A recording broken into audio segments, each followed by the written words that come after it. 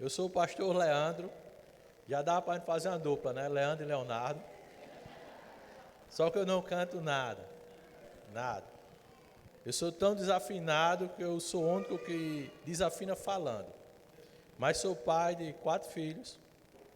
Uma está aqui, 2 meninas ficaram com a minha sogra, que nesta hora nós sabemos o valor de uma sogra, quando precisamos. Minha mãe veio comigo.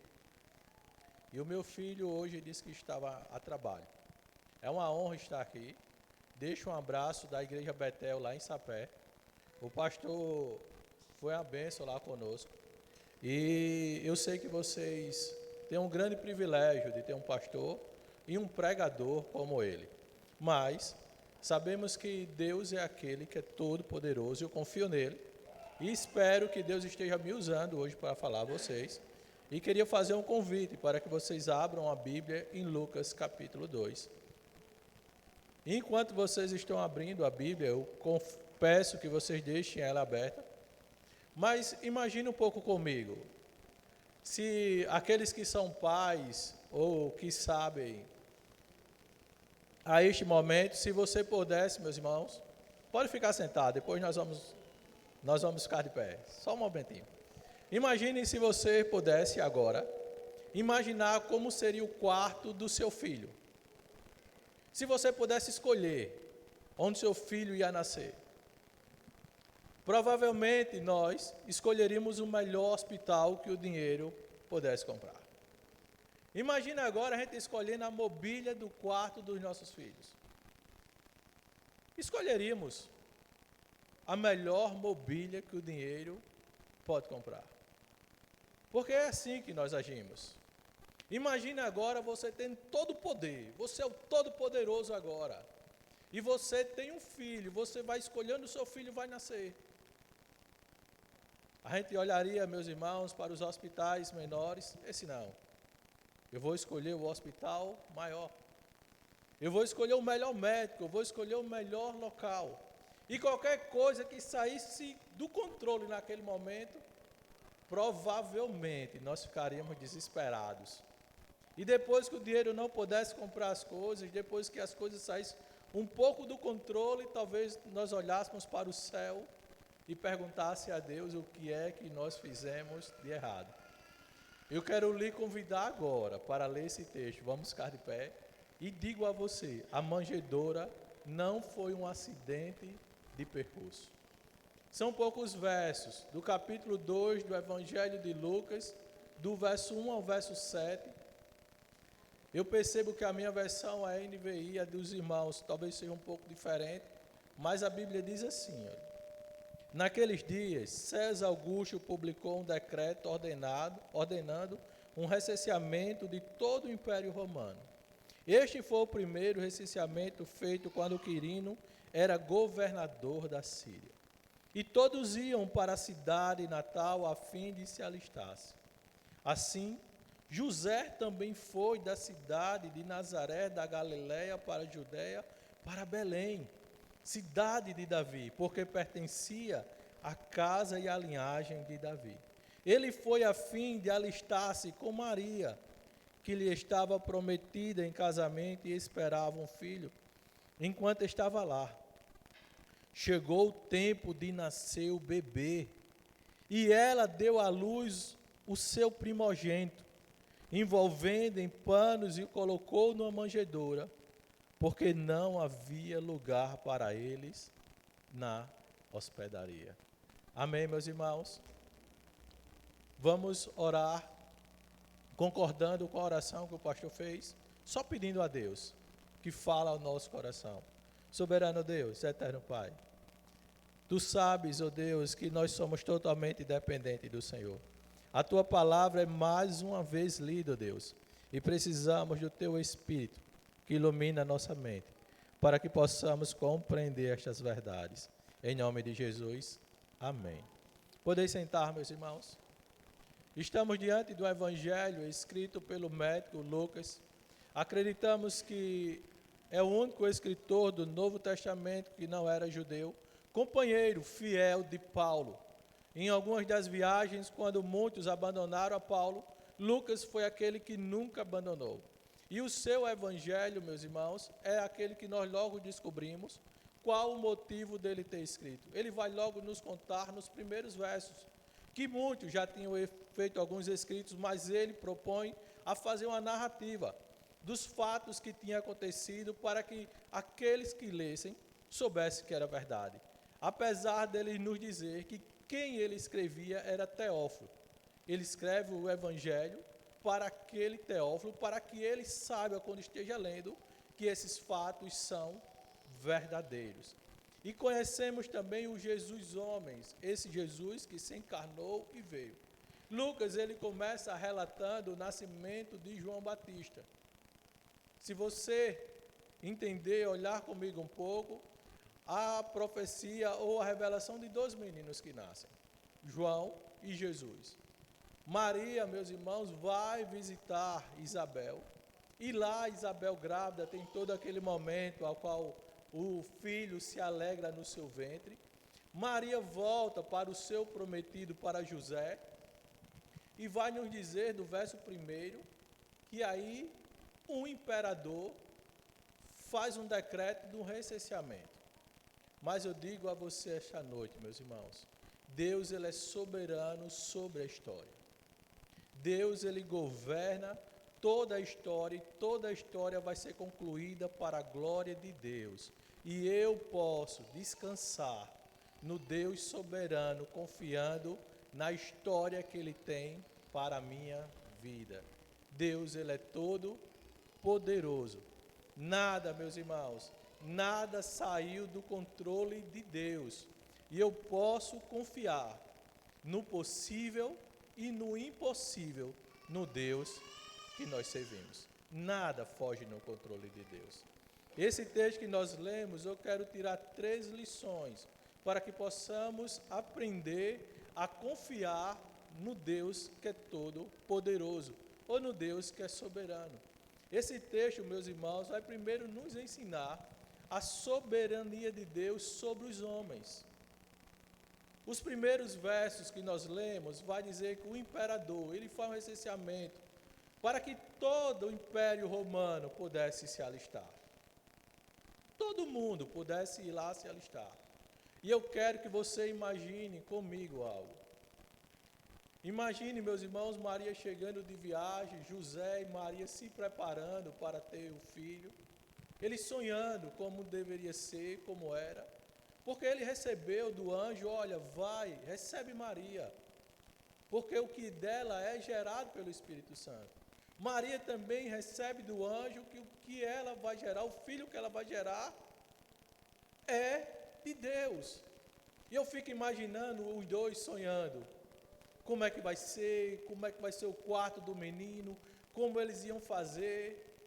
Talvez, meus irmãos, eles com o sentimento que nós temos, achamos logo, se é de Deus, tudo vai dar certo. Ele vai ter o melhor quarto, ele vai ter a melhor companhia, a melhor educação, o melhor médico, tudo vai dar certo. Mas aí um imperador decreta um recenseamento, onde ele tem que fazer uma viagem de 140 quilômetros. Imaginemos ele agora olhando para Maria, grávida, já ao ponto de dar à luz, tendo que fazer uma viagem de 140 quilômetros. E essa viagem deve ter sido mais demorada, ele olhando para a condição que estava a sua amada. Parte para aquela viagem, e eu fico imaginando se esse imperador sabia que este decreto ele estava servindo a Deus. Se o imperador e o capataz, meus irmãos, e o seu capataz, como diz César Augusto, o rei decretou, ordenou o recenseamento, o Império Romano, e este foi o primeiro recenseamento feito quando Quirino era governador da Síria. Imagine comigo, meus irmãos, que Deus ele é todo poderoso, e por mais que a gente esteja em algumas situações que nós não entendamos. Eu fico olhando José olhando para Maria naquela situação grávida, já a ponto de dar luz, onde estava talvez tudo preparado lá na Judéia, onde tinha família que pudesse ajudar, agora tem que sair em uma viagem para se alistar na ordem de um governador. E quando eu digo que Deus é soberano sobre os homens, eu digo a você esta noite que até os inimigos cumprirão a ordem do Senhor. Todos aqueles que se levantarem, meus irmãos, contra o Senhor vão descobrir que nada, nenhuma peça do tabuleiro saiu do lugar. Vão descobrir que Deus, Ele governa o coração do rei, Ele governa o coração do governador, e todos aqueles que se levantarem, tentando contra o povo de Deus, vão descobrir que vão cumprir o projeto que glorificará ao Deus Todo-Poderoso. J.C. Halley, ele diz: o imperador arrogante e seu subalterno nem faziam ideia que estava sendo instrumento na mão do Deus de Israel. Servir a Deus não é servir a um Deus, meus irmãos, que olhou para a situação, olhou para a decisão e está procurando saber como vai fazer. Deus, Ele não está preocupado o que vai acontecer amanhã, se algum governador vai tomar uma decisão diferente, se algum homem vai tomar um caminho diferente. Ele não está olhando na história, não, Ele governa todos os homens de toda a história. Não existe acidente de percurso ao nosso Deus. Nós podemos não entender, é verdade. Nós podemos, às vezes, nos assustar com o que está acontecendo.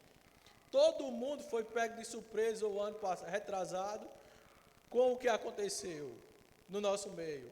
Às vezes somos pegos de surpresa, meus irmãos, quando alguém se levanta contra a igreja do Senhor.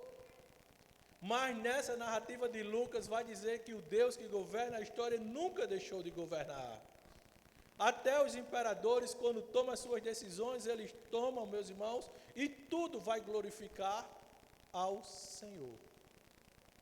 E devemos entender que no nosso maior medo, às vezes, olhando para o nosso emprego, ficamos preocupados com a decisão, se vamos sair amanhã, se corremos o risco de ser botado para fora, se o patrão pode nos tirar, se o patrão vai quebrar, se não vai.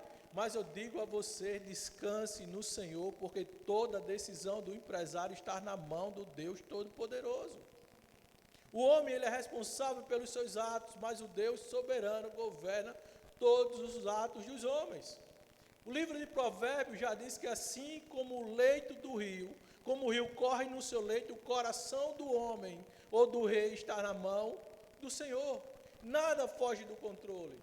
Às vezes olhamos para as situações e será que vai dar certo? Será, se eu precisar do médico, ele vai me atender? Como vai fazer? Eu digo a você que Deus, Ele está controlando toda a história e todo o coração humano está rendido e ele está rendido e ele está meus irmãos, ele está sob o comando do Deus que tudo pode. Ele tem que ser um subalterno das ordens de Deus. Ele não pode ir além daquilo que Deus pode fazer, ou do que Deus permite que ele faça. Até o inimigo da igreja, o arqui-inimigo da igreja, ele está debaixo das ordens daquele que é todo soberano. Nós ficamos assustados com o poder do inimigo, é verdade. Ele intenta contra a igreja, ele intenta contra os fiéis da igreja, mas todas as coisas vão cooperar para o bem daqueles que amam ao Senhor. Deus, Ele governa o coração do nosso empregador. Ele governa o coração do governador. Ele governa o coração do poderoso. Ele governa o nosso coração. E por mais que a gente não entenda, não compreenda o que está acontecendo agora, a história nos mostra que Deus é soberano sobre o coração dos homens. E em José, e partir para Maria, para Belém, se cumpriu a profecia de Miqueias, quando diz que o filho, o Messias, nasceria em Belém. Tudo está, meus irmãos, debaixo da soberania do Senhor. Mas Deus, Ele só não é soberano sobre os homens. Ele só não é soberano sobre as pessoas. Ele é soberano sobre o tempo. Deus, Ele governa todo o tempo. Talvez José e Maria, nesse momento, tenham olhado um para o outro e tenham dito: e agora, o que vamos fazer? Ela estava ao ponto de gerar o seu filho. Ela estava em ponto, meus irmãos, de nascer o menino. E uma viagem como essa, perigosa, em uma caravana, ou com um pouco de companheiros, tudo poderia acontecer nesta viagem. Mas nós não entendemos muito, porque o tempo de Deus é longe ou é distante do nosso tempo. O quanto era bom se a gente pensasse e as coisas se resolvessem. Eu digo a todo mundo, nós não temos medo da dificuldade. Nós temos medo da duração da dificuldade. Pega um crente que está passando por luta e você vá, fale com ele, como é que está, meu irmão? Se ele entrou na luta agora, ele diz, pastor, estou na luta, mas está tudo bem, eu vou vencer. Pega esse mesmo crente passando por luta com mais um tempo. Deixa ele passar 1 mês, 2 meses na luta. E você diz, irmão, como é que está? Ele já baixa a cabeça e diz, pastor, está só a graça. Aí você vai para o irmão, que ele vai passar 1 ano, 2 anos na luta, diz como é que está. Ele faz, pastor, está só a vontade do Senhor. Como se a vontade do Senhor fosse algo ruim. Não, meus irmãos. A história nos diz que Deus governa o tempo. E o sábio Salomão, o pregador Salomão, ele diz que há tempo para todo o propósito de Deus debaixo da terra. Nada fugiu do tempo do Senhor. As coisas não são de acordo com o meu tempo. As coisas não são de acordo com o seu tempo. Mas Deus, ele não errou o horário. Deus, ele não errou, meus irmãos. Ele não vai errar e nunca errou. Se você olhar o texto comigo, vai dizer do verso 3 que todos iam para a cidade de Natal a fim de se alistar. Assim, José também foi à cidade de Nazaré da Galiléia, para a Judéia, para Belém, cidade de Davi, a fim de alistar-se com Maria, que lhe estava prometida em casamento, e esperava um filho. Enquanto estavam lá, chegou o tempo de nascer o bebê. Talvez toda a sua preparação que estava lá não está mais agora em Belém. Eles foram apenas se alistar. Talvez eles olhassem e dissessem, Deus, como é que isso pode acontecer? Estava tudo pronto. Quantas vezes na nossa vida nós não fazemos um cronograma? Eu sou terrível com horário. Tudo meus irmãos, eu preparo antes, eu quero chegar antes, eu quero que tudo aconteça naquele horário, e quando não acontece, o coração acelera, ficamos desesperados em pequenas coisas. Talvez você olhando para o tempo da sua vida, você acha que alguma coisa fugiu do tempo. Talvez você olhando, você já desistiu de sonhos. Porque nós somos assim. Isso não é um defeito só nosso. Quando as coisas começam a demorar e passar pelo tempo, nós temos uma grande tendência de achar que Deus não é mais capaz de fazer em nossa vida. Eu fico imaginando José e Maria indo procurar hospedaria naquele momento, e chega o tempo de dar a luz naquela cidade que não era a cidade que eles tinham preparado, não era o sonho dele, não era como eles imaginavam, não era o normal, meus irmãos. Qualquer um de nós, sendo Deus, nós fazíamos diferente. Imaginemos agora no lugar de Deus. Quando o imperador fizesse esse orçamento, eu disse, cala a boca, você não vai fazer. Sou eu que mando, eu sou todo poderoso. Mas Deus permite que o imperador dê uma ordem, meus irmãos, a qual algumas pessoas têm que sair para Belém. E essa uma mulher grávida naquele caminho, talvez esteja dizendo, Deus, o que está acontecendo? Imaginemos agora, ela foi visitar Isabel. Isabel teve lá, meus irmãos, o seu filho João. E tudo deu certo, o milagre aconteceu, Zacarias voltou a falar, a cidade se alegrou, talvez ela voltou dizendo, eu também vou ser desse jeito. E de repente, todo mundo aqui, mais antigos ou os mais novos, já deve ter passado por esse de repente. Quando tudo vai bem, o cronograma está funcionando, as coisas estão funcionando, os nossos planos estão dando certo, e de repente, parece que tudo saiu do controle. Tudo saiu do tempo. as coisas começaram a atrasar, as coisas não estão mais no tempo, as coisas começaram a dificultar, e nós pensamos que Deus é um Deus de acaso. Não, meus irmãos, Deus ele não errou em nenhum milésimo do que está fazendo em nossa vida. Às vezes olhamos e queremos ensinar a Deus. Você já deve ter feito isso como esse pastor faz. Senhor, se tivesse acontecido isso ontem, a minha vida tinha dado certo. Ou não olhamos para o futuro e dizemos, olha Deus, a gente quer ajudar o Senhor. Deus, olha, se tu fizer isso amanhã, vai dar certo a minha vida. Como se Deus estivesse olhando do céu querendo ajuda. E nós começamos a dizer, olha, se minha filha se acontecer isso na vida da minha casa, da minha filha, vai dar certo. Se acontecer isso no meu emprego, vai dar certo. Agora, Deus, é a hora certa, agora. Nós ficamos apelando, Senhor, é agora. Como se Deus pudesse errar no tempo. Como se Deus estivesse atrasando em alguma coisa. Não. Deus, ele é soberano sobre cada milésimo de segundo. Nada fugiu do controle de Deus. As coisas saem do meu controle. As coisas saem do controle da igreja, mas não do Senhor do tempo. Não do Deus Todo-Poderoso. Às vezes nós pensamos que Deus ele está olhando para o tempo e faz algo na vida do pastor Leonardo e diz, eita, me atrasei 10 minutos na vida do pastor Leandro. Eu fico imaginando José, imagine comigo agora José olhando para Maria, sentindo as dores. Ele disse, se a gente chegasse 1 hora antes, as coisas iam ser melhores. Se a gente chegasse 1 dia antes, Maria, as coisas teriam sido melhores. Mas eu digo a você que o narrador, Lucas, quando escreve, ele nos diz com toda certeza que nem 1 minuto saiu atrasado ou adiantado do tempo do Deus Todo-Poderoso. E talvez você diga, sim, pastor, o que isso tem a ver comigo? Tem muito a ver. Quando, meus irmãos, você estiver na sua casa, apressado para fazer as coisas, provavelmente aconteça algo para lhe atrasar.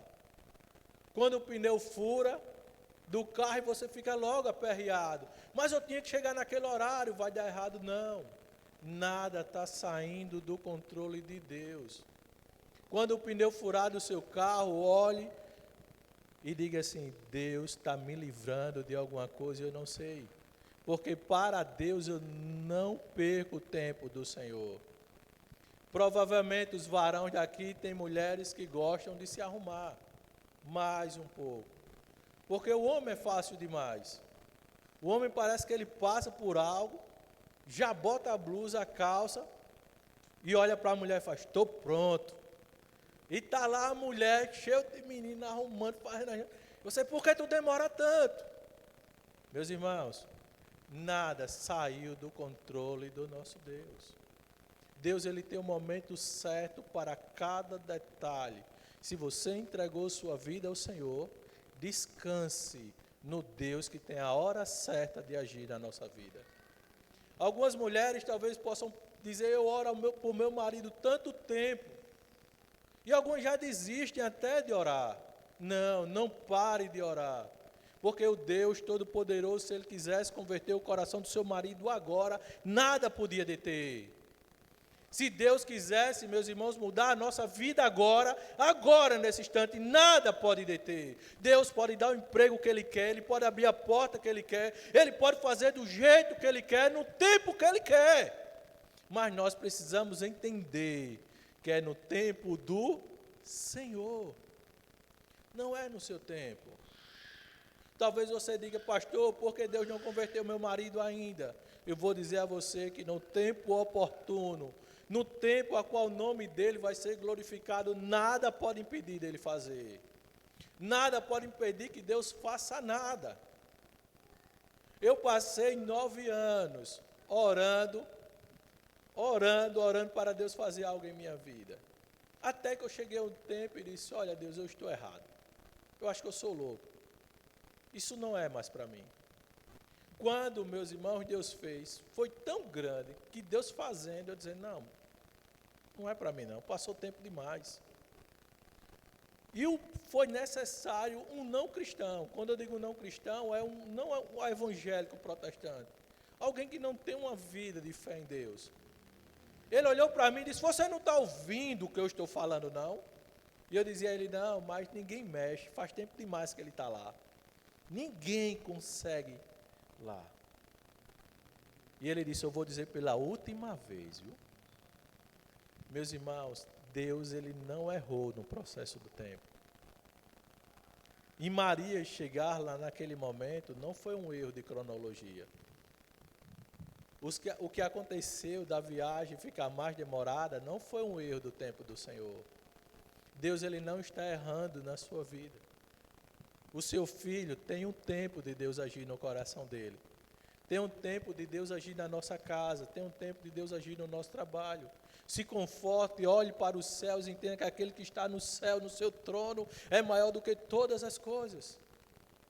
Aquele, meus irmãos, que determinou que o sol estivesse lá toda manhã, é o nosso Deus. Aquele que determinou que todas as constelações celestes estivessem lá, é o nosso Deus e nada foge do tempo dele. Maria não chegou naquela cidade na hora errada, eles não estavam no dia errado, eles não estavam no ano errado, ao contrário, tudo estava cumprindo o tempo do Senhor para a glória do Deus ao qual servimos. Nada está fora do tempo. E o meu terceiro ponto, meus irmãos, é que Deus, ele é soberano sobre os acontecimentos. Talvez esse seja um dos casos que mais aflige o nosso coração. Talvez você já veio procurar o pastor Leonardo, dizendo, pastor, eu não sei o que eu faço, as coisas na minha vida estão dando tudo errado. Nós acreditamos no Deus que é todo-poderoso, nós acreditamos que Deus pode fazer, mas quando as coisas pessoais da nossa vida começam a dar errado, ficamos desesperados. Imagine comigo José chegando lá com Maria naquela cidade. Lê os versos comigo, o restante dos 6. Enquanto estavam lá, chegou o tempo de nascer o bebê. E ela deu à luz o seu primogênito, envolvendo em pano, e o colocou na manjedoura. Por que ela colocou na manjedoura? Porque não havia lugar para ele na hospedaria. Vamos apenas conjecturar. Conjecture comigo. Maria com barrigão, José andando, batendo na porta. Tem vaga? Tem não. E eu fico imaginando, eu gosto de imaginar ele olhando para os céus. Não, Maria está esperando o Filho de Deus, tudo vai dar certo. Deus deve ter um lugar melhor. Deve ser alguém que vai nos acolher. A palavra no grego para hospedaria pode ser lugar de repouso, um lugar confortável. Imaginemos agora, só conjecturando, ele andando pela cidade e ninguém chamou ele para dentro de uma casa. Ele não tinha ninguém da família, o texto não nos conta que tinha nenhum familiar. Maria tinha deixado a prima dela, Isabel, em outro lugar. Eles saíram da sua cidade. Imagine comigo agora Maria fazendo a cara de dor e José dizendo, não, Deus tem um lugar melhor, Maria. Não foi aqui, mas vai ser em outro lugar. Imagine bater em outro lugar.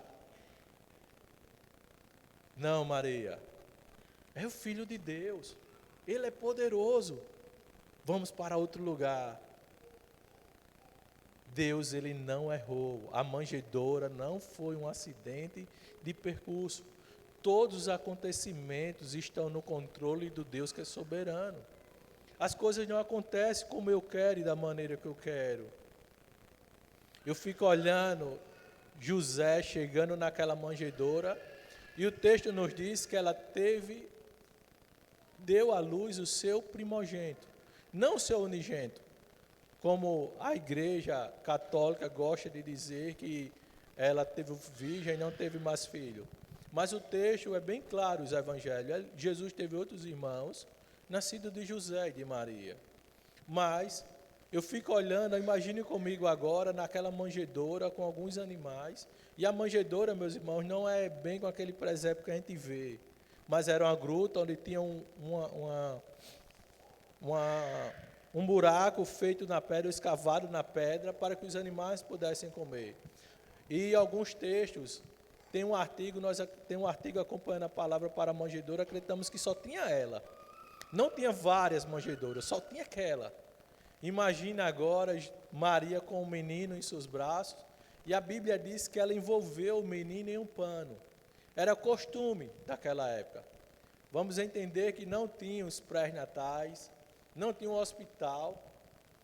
Provavelmente você já deve ter assistido um parto. E quando tira o menino, aquela enfermeira vai dar o banho, e você já fica todo preocupado.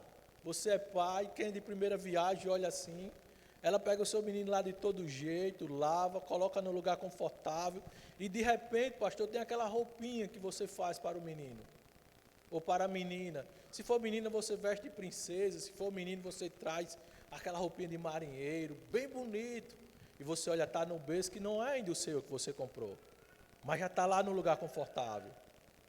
Imagina agora Maria enrolando o seu filho em faixas de pano, colocando lá na manjedoura. E talvez se fosse eu e você estivesse no lugar dela, a gente estaria perguntando: Deus, por que o Senhor fez isso comigo, Senhor? Por que o Senhor não providenciou uma casa? Por que o Senhor não providenciou isso? Nem é assim que nós fazemos? Deus, por que o Senhor não abriu a porta de emprego? Por que o Senhor fechou? A gente começa a encher Deus de porquê. Por que isso, Deus? Por que aquilo?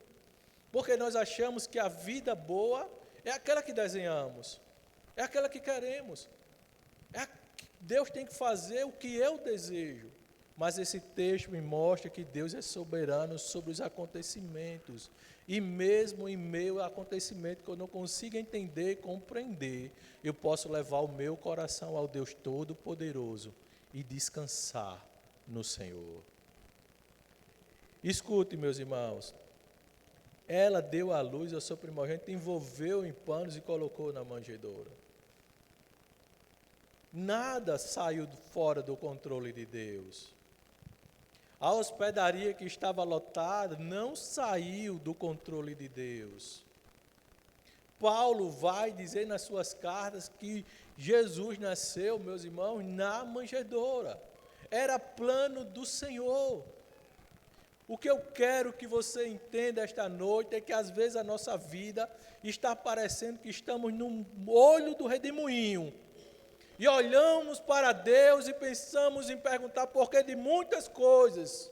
Mas eu digo a você esta noite, descanse no Deus soberano, porque todas as coisas vão cooperar para o bem daqueles que amam a Deus. E se você ama a Deus, nada fugiu do controle de Deus. É que os planos de Deus são diferentes dos seus planos.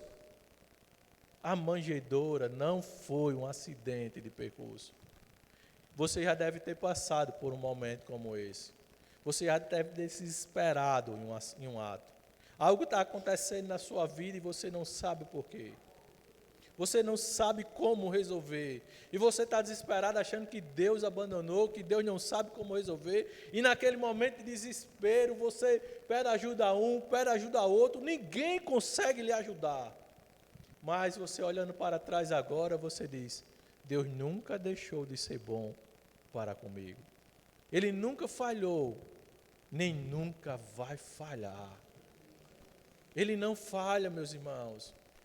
Aí eu digo a você que está olhando ao seu emprego, e você chega e diz para o seu amigo: olha, eu não aguento mais o meu emprego. O meu patrão está me perseguindo.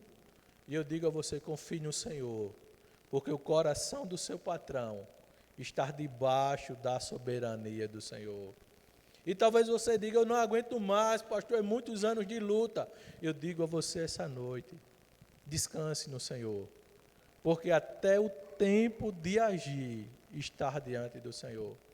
E talvez você olhe para a situação da sua vida e pense que tudo saiu. Tudo saiu. Os jovens querem comprar uma casa para se casar e vai lá no financiamento da Caixa, dá errado. Querem comprar um carro e o financiamento dá errado. Quando compra, parece que tudo de errado dá com ele. Tem pessoas que olham e dizem: não, comigo é tudo diferente, pastor, eu sou diferente. Quando eu compro algo, tudo na minha mão dá errado. Se eu comprar um carro, começa a se quebrar.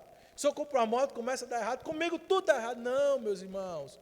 Nada fugiu do controle do Deus Todo-Poderoso. A manjedoura não foi um acidente da história. José podia não estar entendendo nada, Maria não podia não estar compreendendo nada, mas tudo estava se cumprindo, a história do nosso Criador. Você não é José e Maria, mas você é servo do Deus Todo-Poderoso e Ele tem planos em nossa vida. Ele tem planos sobre a vida da igreja. Quem deve se preocupar com essas coisas é quem não entregou a vida ao Senhor. Quem é autônomo? Você já deve conhecer o autônomo da fé. O autônomo da fé é aquele que ele não quer compromisso com a igreja, ele não quer compromisso com ninguém, a vida é dele, ele faz do jeito que ele quer, ele resolve do jeito que ele quer e quer os resultados que ele quer. Não, nós não somos. Nós somos dependentes de Deus. Nós somos filhos de Deus. Estamos debaixo do Deus Todo-Poderoso. Estamos sob, meus irmãos, o governo daquele que é soberano. E Ele está controlando o nosso tempo, Ele está controlando, meus irmãos, aqueles que entendem contra a nossa vida, e Ele controla todos os acontecimentos da nossa vida. Nada fugiu do controle do nosso Senhor. Eu quero finalizar levando você para a história que eu comecei. Quando eu perguntei a você o que você faria se você tivesse um filho, você provavelmente compraria o quarto que o dinheiro pudesse comprar. Você escolheria o melhor médico que o seu dinheiro pudesse pagar. Mas Deus, no seu lugar, era essa pessoa. Ele poderia escolher que Jesus tivesse nascido dentro do Império Romano. Ele poderia pegar a cama do imperador e escolher lá para o seu filho nascer. Ele poderia fazer com que o imperador montasse o melhor quarto para o seu filho. E leríamos a história agora e diríamos, Deus é grande, converteu o coração do imperador. Mas eu quero dizer a você que diferente de mim e de você, Deus, Ele conhece uma história, meus irmãos. Ele só não conhece como Ele governa uma história que nós não entendemos. Ele não escolheu, Ele não é como eu e como você.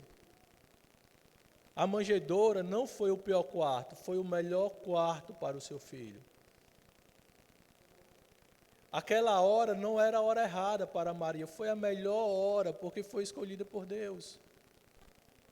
Nada saiu do controle do Deus Todo-Poderoso. Talvez você tenha seus planos, talvez você tenha seus sonhos, talvez você olhe e diga a Deus como é, mas eu quero lhe convidar essa noite a descansar no Deus que planejou a manjedoura. Eu quero lhe convidar a entender que os planos não são os seus, que você pode olhar para os céus e entender que o Deus que governa todo o cosmos está governando a minha vida, e mesmo que ela não saia de acordo com os meus planos, eu preciso viver os planos do Senhor para mim. Que mesmo que ela não saia no meu tempo, eu posso viver o tempo do Senhor para mim. E mesmo que os acontecimentos digam o contrário a tudo e a todos, eu posso confiar no Deus que governa todos os acontecimentos da minha vida. Deixa eu dizer a você, Jesus Cristo, meus irmãos, aquele que tinha o berço, aquele que nasceu, antes de nascer no céu, ele tinha toda a glória. E a Bíblia diz que ele vem, nasce como homem, se identifica comigo e como você. Talvez pensemos que o melhor são os nossos planos. Mas nós entendemos agora na vida de Jesus que, nascendo na manjedoura, ele foi o homem mais feliz dessa terra. Nascendo na manjedoura, ele cumpriu todos os propósitos de Deus. Nascendo na manjedoura e na vontade do Senhor, ele cumpriu todos os planos do Senhor. E eu queria finalizar orando com você. Eu não queria perguntar como está a sua vida, mas eu queria que a gente orasse, pedindo a Deus que nos levasse o nosso coração a soberania do Senhor. E antes de orar, você quando chegar na sua casa amanhã, ou no seu trabalho, as coisas vão estar do mesmo jeito. Às vezes viemos para a igreja, escutamos uma palavra e pensamos que as coisas amanhã vai mudar e descobrimos que não vai. Descobrimos que a luta está lá, vai vir outra luta. O nosso tempo vai sair do lugar, mas quando tudo mexer na sua vida, que você sentir aquela fragilidade, olhe para o céu e lembre-se que a manjedoura não foi um acidente de percurso. Deus tem plano que nós não entendemos. Mesmo sentado, feche os seus olhos. Vamos orar? Soberano Deus e eterno Pai, em nome de Jesus, nós somos tão fraquinhos, ó Deus. Quantas vezes nós oramos ao Senhor pedindo que o Senhor mudasse algo? Pensamos, ó Deus, que a nossa vida está fora do lugar. Às vezes pensamos, ó Deus, que estamos perdidos, sendo levados pelos acontecimentos de um lado para o outro.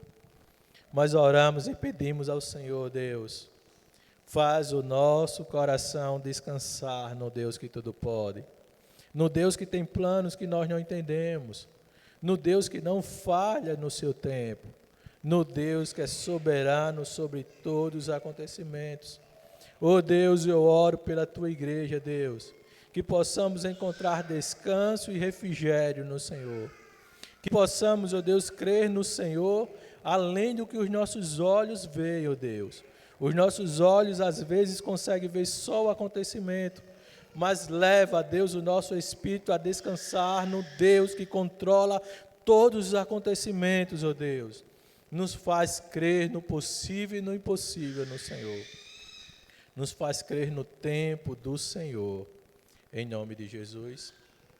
Amém, meus irmãos. Agradeço a honra e o privilégio e passo para o pastor, o dirigente.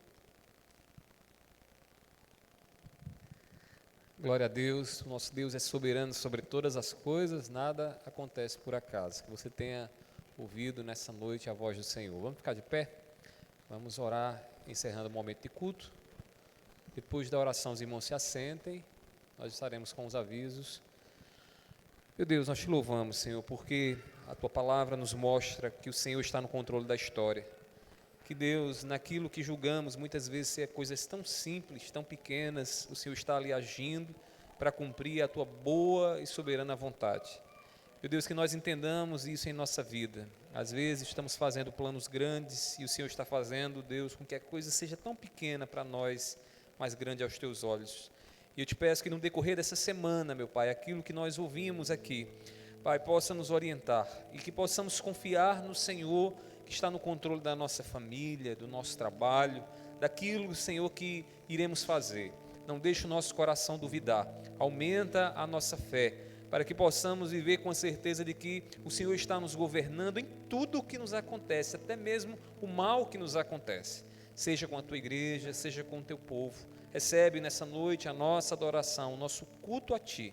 Assim nós te oramos, em nome do Teu Filho amado Jesus. Amém.